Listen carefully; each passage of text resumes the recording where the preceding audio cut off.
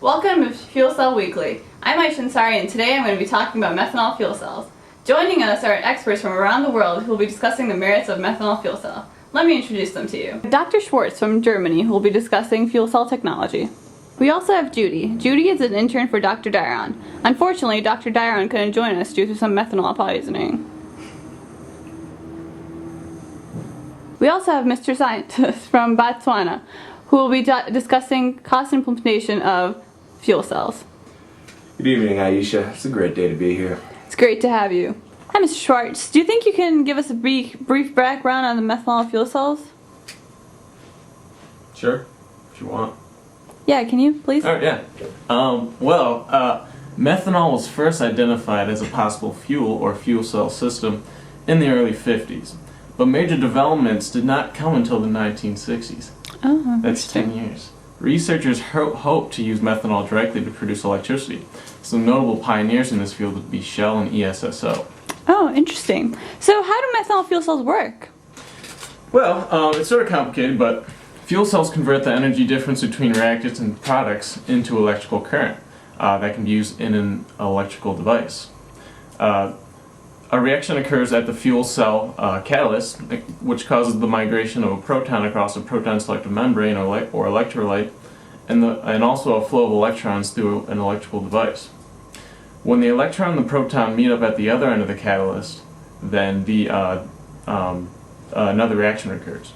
The energy difference between the reactants and the products determines the power of the fuel cell. Intriguing. So how do methanol fuel cells differ from other fuel cells that we've had on the show previously?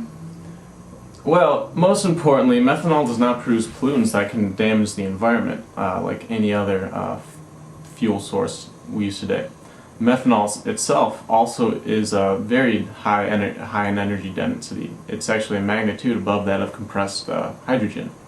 However, the power capacity of current direct methanol fuel cell systems are quite low, and they can only power single light bulbs or maybe a small laptop. Alright, thank you, Dr. Schwartz. You got it. Judy, do you think you could tell us about the current uses and applications of methanol fuel cells? Judy? I'm sorry, I've only taken Intro to Chem, but I'll try. So, nearly 3/4 of all methanol fuel cell systems are currently used to power portable electronic devices such as laptops and MP3 players. These units are installed mostly in North America, but they're also installed in Europe, Japan, and China. As you can see, in the past 8 years, the use of methanol fuel cells has increased exponentially. Decreasing costs and increasing company involvement has shifted the market from mainly research and development towards actual commercialism. So what is the scope and future outlook for methanol fuel cells? Well, there's a strong pull from both commercial and military sectors for portable electronic methanol fuel cell devices, so in that respect, it's awesome. In terms of as an energy source, it could be used to power, to make power either connected to a grid or installed as a grid-independent generator in areas that are inaccessible by power lines. But this technology doesn't even exist yet. Thanks, Judy.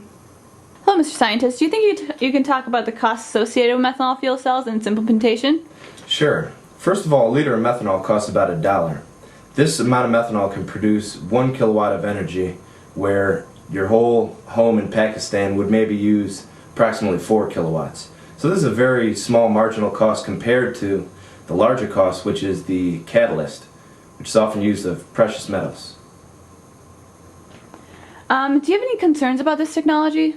Well, first of all, a major concern out of methanol fuel cell makers is the flow of the methanol. This is a major restraint in how much energy they can produce.